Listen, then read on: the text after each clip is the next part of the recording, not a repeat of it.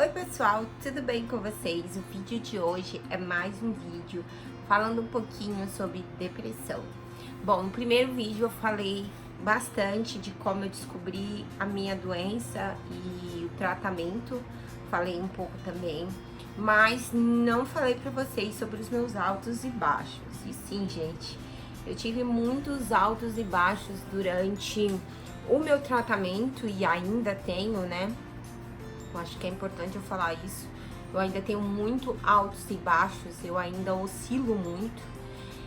E não tem sido diferente esses últimos meses por acontecimentos, só que eu vou contar um pouquinho mais da minha história para vocês entenderem o porquê e o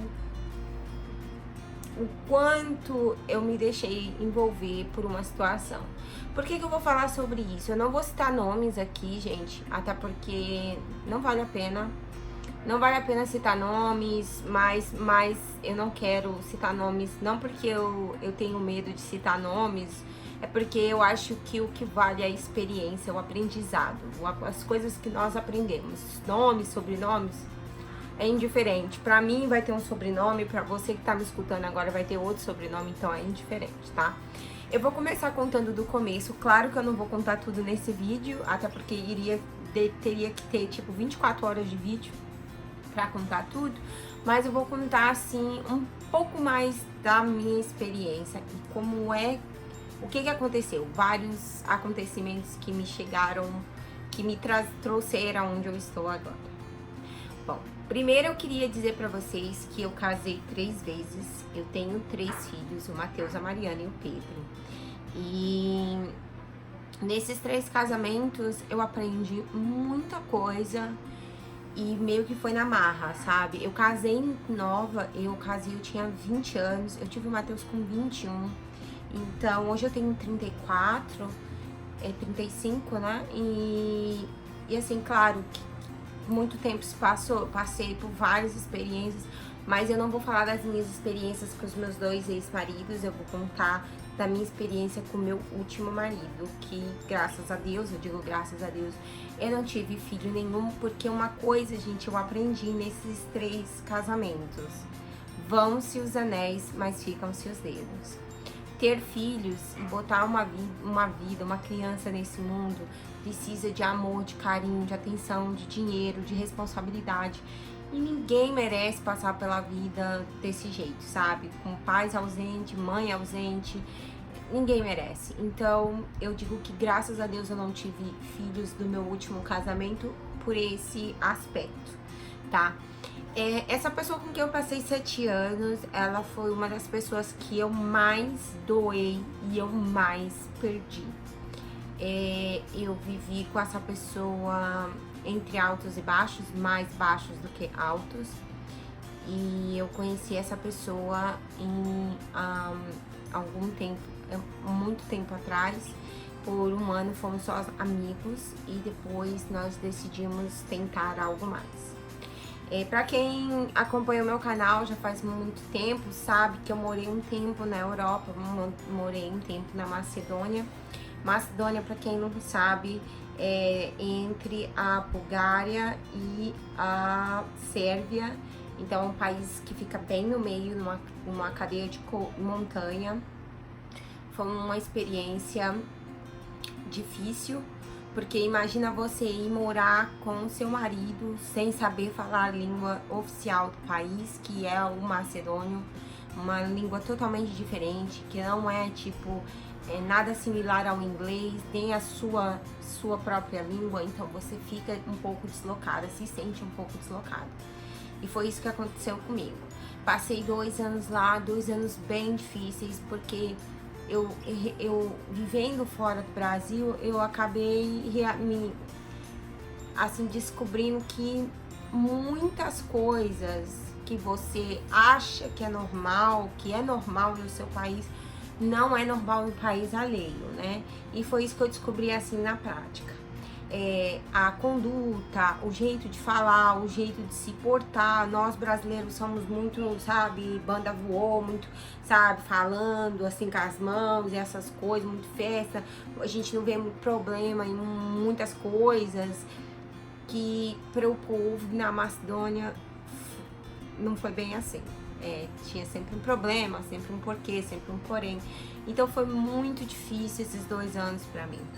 Graças a Deus eu tive a oportunidade de sair daquele país. Eu tenho que falar que o país em si não é ruim, é um país assim bom, só que é um país assim que tá em decadência por conta da crise financeira, né? Mas assim, o país em geral muito seguro, muito limpo, muito seguro. Então assim, eu não tinha medo nenhum de sair pra correr, tipo, meia-noite se eu quisesse, e voltar às 5 horas da manhã, que eu não ia ficar com medo de ser assaltada, entendeu? É mais ou menos por aí. Mas o que eu aprendi também é que uma coisa que eu escutei de uma pessoa há muitos anos atrás. Quando você tá na sua casa, você assiste o que você quiser. Você troca de canal, você faz o que você quiser. Mas quando você tá na casa dos outros, você assiste o que tá passando. Muitas coisas, muito desaforo eu engoli mesmo, sabe? Porque não era minha casa, não era meu país, eu estava lá de passagem como uma convidada, estava morando com meu marido na casa dos pais deles, que já por aí vocês veem que não é uma coisa normal, que acontece aqui também no Brasil, mas você já sabe que não vai dar certo. Quem casa precisa de casa. Quem casa não pode morar nem com o pai, nem com a mãe dele, nem com a mãe e nem com o pai, com seus pais. Vocês têm que viver a vida de vocês separado mesmo pra aprender a viver as dificuldades entre o casal. Quando eu tive a oportunidade de trabalhar no navio,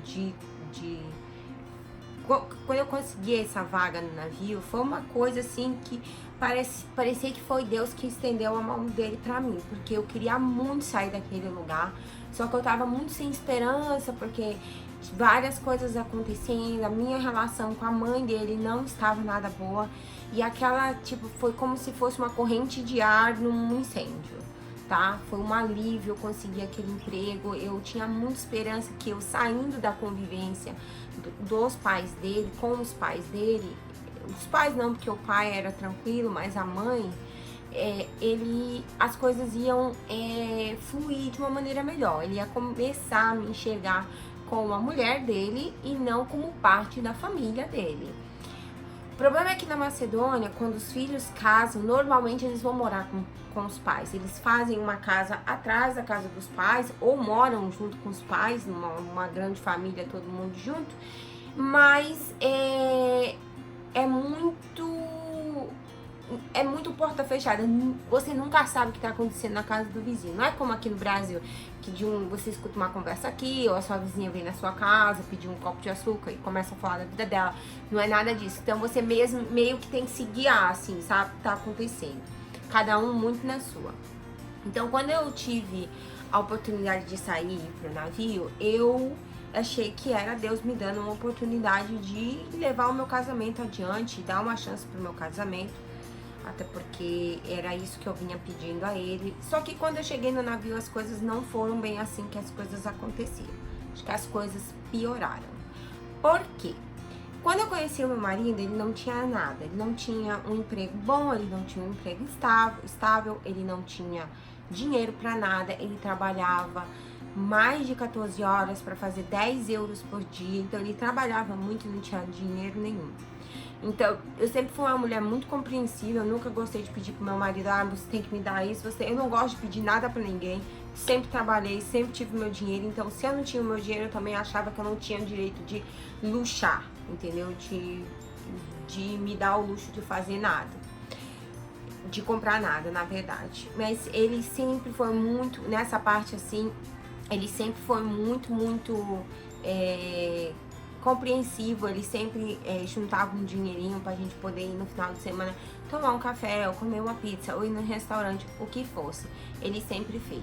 Só que quando ele foi pro navio, e nós fomos pro navio, as coisas mudaram um pouquinho não, mudaram drasticamente. A primeira coisa que mudou foi o fato dele agir como esse é o seu dinheiro e esse é o meu dinheiro. No começo eu entendia, porque ele queria ajudar os pais dele, tanto o pai quanto a mãe não trabalhavam, então o pai era taxista, uma coisa assim, e ganhava muito pouco, então ele se sentia na obrigação de ajudar os pais, o que eu não acho ruim. Eu não acho que você estender a mão para seus pais seja uma coisa do outro mundo, né, ou uma coisa que não deveria ser feita. Eu sempre disse a ele que eu queria sim construir uma coisa com ele, eu queria comprar uma casa, eu queria comprar um apartamento, eu queria ter uma vida com essa pessoa, só que eu queria muito ter uma vida com ele onde fosse somente eu e ele. Não querendo dizer que ele tivesse de deixar de ajudar os pais deles, que tivesse de esquecer que ele tem pai e mãe. Não é isso. Mas eu ajudar ele a viver com ele, mas assim, que o ponto principal fosse nosso casamento. Que os pais dele seriam uma coisa que se acoplasse ao nosso relacionamento, assim como os meus pais e meus filhos também, mas que nós, como um casal, a prioridade fôssemos nós, né? Nós dois. Construir coisas para nós dois. Só que ele nunca me enxergou assim, ele sempre me enxergou como uma pessoa que queria que ele parasse de ajudar os pais dele, que aí começou a colocar palavra na minha boca, aí começou a enrolar tudo, nossa, gente. E nunca foi isso que eu quis. Eu sempre quis que ele ajudasse os pais, né, ou que desse, que o pai dele era taxista, mas alugava um táxi, ou que ele comprasse um carro e desse aos pais deles, para que o pai dele pudesse dirigir o próprio táxi, ou que ele construísse uma pequena casa para os pais e lá deixasse eles morando. Só que ele rejeitou as minhas duas opções. Ele disse que não, que de jeito nenhum, que ele não ia trabalhar 10 horas em navio para dar carro e casa para os pais. Então eu falei para ele, então tá bom, o que você quer? O que você quer fazer? Não, eu preciso primeiro comprar uma casa para mim. Então eu disse para ele, seguinte, você quer comprar uma casa? Vamos comprar uma casa pra gente. Só que seguinte, se a casa é minha e sua, a casa vai ser minha e sua. Eu não quero nem o seu pai e nem a sua mãe morando lá com a gente. Até porque, gente, eles têm a casa deles. Só que é uma casa pequena, uma casa para um casal pequeno, com 2 quartos, sala, cozinha e banheiro.